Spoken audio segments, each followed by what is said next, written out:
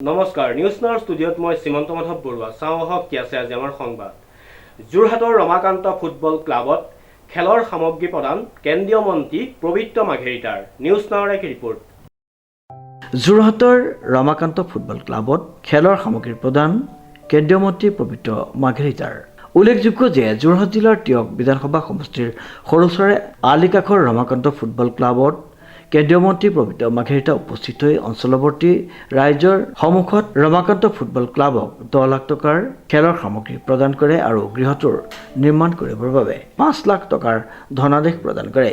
উক্ত অনুষ্ঠানত যোৰহাট জিলাৰ অতিৰিক্ত আয়ুক্ত জিলা ক্ৰীড়া বিষয়া ৰাহুল শৰ্মাৰ লগতে অগপ আৰু বিজেপি দলৰ ভালেকেইজন বিষয়ববীয়া উপস্থিত থাকে। ইফালে উক্ত অনুষ্ঠানৰ পাছতেই মন্ত্ৰীগৰাকী উত্তৰ পশ্চিম যোৰহাটৰ ঢেকৰগাঁৱত উপস্থিত স্থানীয় এলেকাৰ পুঁজিৰ 7 লাখ টকাৰে নিৰ্মাণ কৰিবলগা ঢেকৰগড়া সৰুচৰাইঘাট সংযোগী পথৰ আধাৰশিলা স্থাপন কৰে। অসম ঔদ্যোগিক আন্তঃগাঁথনি উন্নয়ন নিগমৰ অধ্যক্ষ শান্তনু পূজাৰীৰ উপস্থিতিত কেন্দ্ৰীয় মন্ত্ৰীগৰাকীয়ে স্থাপন কৰা আধাৰশিলা অনুষ্ঠানত স্থানীয় ৰাইজ উপস্থিত থাকে। উল্লেখযোগ্য যে আধাৰশিলা অনুষ্ঠান আৰম্ভ হোৱাৰ পূৰ্বে কেন্দ্ৰীয় মন্ত্ৰী পবিত্ৰ মাঘেৰিটাই গৰখীয়া দল অঞ্চলৰ ছাত্ৰ ছাত্ৰীৰ এক অভিনন্দন অনুষ্ঠানত অংশগ্ৰহণ কৰে বুলি জানিব পৰা গৈছে। আমাৰ টিয়ক সমষ্টিৰ ৰমাকান্ত সমাজ কল্যাণ সংঘৰ চৌহদত আমাৰ এখন শ্বহীদৰ গাঁও প্ৰবীণ ভট্টাচাৰ্যী যি তিৰাশীৰ আন্দোলনত প্ৰাণ আহুতি দিছিল তেখেতৰ গাঁৱত আজি আমাৰ স্থানীয় এটা ক্ৰীড়া সংস্থাক আমি 10 লাখ টকাৰ অসম চৰকাৰৰ ক্ৰীড়া আৰু যুৱ কল্যাণ বিভাগৰ হৈ 10 লাখ টকাৰ ক্ৰীড়া সামগ্ৰী আনুষ্ঠানিকভাৱে অৰ্পণ কৰিছোঁ আৰু লগতে এইকেইদিনতে তেওঁলোকলৈ আৰু ওপৰঞ্চি 5 লাখ টকাৰ আন্তঃগাঁথনি উন্নয়নমূলক এক পুঁজি আগবঢ়াব।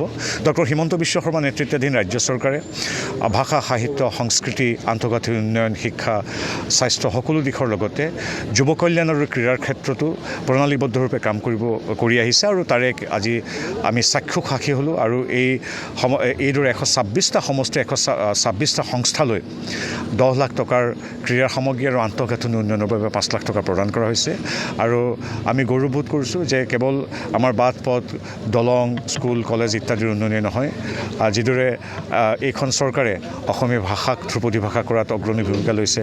আমাৰ চৰাইদেউ আজি বিশ্ব ঐতিহ্য ক্ষেত্ৰৰূপে স্বীকৃত আজি বিহু ঝুমুৰ দমকচ আজি বিশ্বব্যাপী সমাদৃত ঠিক সেইদৰে ক্ৰীড়াৰ ক্ষেত্ৰতো আগভাগ লৈছে। বিভিন্ন ক্ৰীড়াৰ প্ৰকল্প খেল মহাৰণটো আছেই আৰু প্ৰত্যেকটো ক্ৰীড়া সংস্থাক আৰ্থিক সহযোগিতা আগবঢ়োৱাৰ লগতে একেলগে আগুৱাই নিয়াত প্ৰচেষ্টা গ্ৰহণ কৰিছে আৰু ডক্টৰ হিমন্ত বিশ্ব শৰ্মাদেৱৰ আন এক চিন্তাৰ ফচল হ'ল আজি আমি যিদৰে আমি ক্ৰীড়া সামগ্ৰী আমাৰ স্থানীয় সংস্থাসমূহলৈ আগবঢ়াইছোঁ।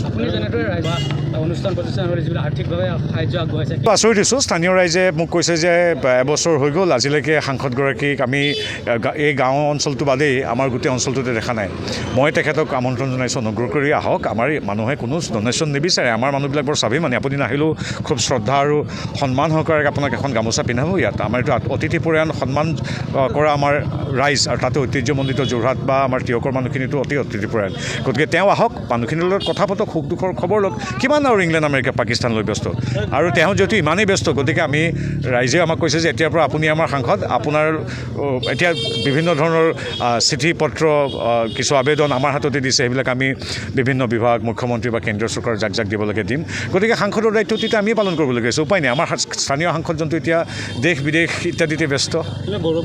বিজেপিয়ে এতিয়া তেওঁ পৰিয়ালৰ ৰাজনীতি তেওঁৰ উন্নয়নৰ কামটোতো মই দেখা নাই। যদি কৰিছে খুব ভাল কথা আৰু পৰিয়ালক লৈ আমি কেতিয়াও কাৰো ব্যস্ত নহয়। সকলোৰ প্ৰতি আমাৰ শুভেচ্ছা আছে। আমাৰ অসমীয়া তথা আমাৰ ভাৰতীয় সংস্কৃতিয়েতো গোটেই বিশ্বখনকে পৰিবাৰ বুলি কয়। তেখেতৰ পৰিয়ালৰ প্ৰতি সদায় শুভেচ্ছা আছে তেখেতৰ।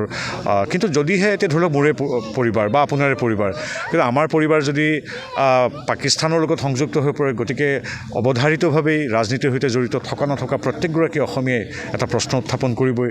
যদি 4গৰাকী ব্যক্তিৰ ভিতৰত 3গৰাকী বিদেশী হয় তেওঁৰ পৰা কি নীতি শিক্ষা ল'ব। গতিকে তেনেধৰণৰ পৰিয়ালৰ কথা মানুহে চৰ্চা কৰিবই। 4জনৰ ভিতৰত 3গৰাকী বিদেশী। গতিকে সেই মানুহজনে দেশপ্ৰেমৰ কথা আমাক ক'ব সেই কথাটো কথাটো যিকোনো মানুহে পাতিব, কংগ্ৰেছ এজিপি বিজেপি বুলি নহয়, সকলোৱে পাতিব। যদি কোনোবাই পাকিস্তানৰ পৰা কাৰোবাৰ সহধৰ্মিনী বা সন্তানে দৰমহা লয় বা কাৰোবাৰ খুৰাক দেউতাকে দৰমহা লয়, সেই কথাটো বিজেপি এজিপি বুলি নহয়, সকলোৱে পাতিব। যদিহে কোনোবাই পাকিস্তানলৈ গৈ বহুদিন কটায়, সেই কথাবিলাকতো পাতিবই। গতিকে কোনো বেয়া পাই লাভ নাই। এতিয়াতো ৰিপুণ বৰাৰ পৰিয়ালৰ কথা পতা নাই ইমান দিনে, ভূপেন বৰাৰ পৰিয়ালৰ বিষয়টো পতা নাই, ৰাকিবুদ্দিন আহমেদ বা প্ৰদ্যুৎ বৰদলৈৰ পৰিয়ালৰ কথা পতা নাই। কাৰণ আমি জনাত ৰিপুণ বৰাৰ পৰা ভূপেন বৰালৈকে, প্ৰদ্যুৎ বৰদলৈৰ পৰা ৰাকিবুদ্দিন আহমেদলৈকে কোনো পাকিস্তানৰ বেতনভোগী পৰিয়ালৰ সদস্য কোনো নাই। তেওঁলোকৰ 4-5জন সদস্যৰ ভিতৰত গোটেইখিনিয়েই বিদেশী নাগৰিক নহয়। গতিকে তেখেতৰ এটা নকৰিবলগীয়া এটা অদ্ভুত ধৰণৰ নৈতিকতাবিহীন এটা কাম নীতিবিহীন এটা কাম কৰিছে। গতিকে তেওঁৰ পৰিয়াল বা তেওঁৰ জীৱন বৃত্তান্তটো অৱধাৰিতভাৱে আলোচিত হ'ব। কাৰণ every action has an opposite and equal reaction. Prashanta গায়নৰ ৰিপৰ্ট, নিউজ নাও।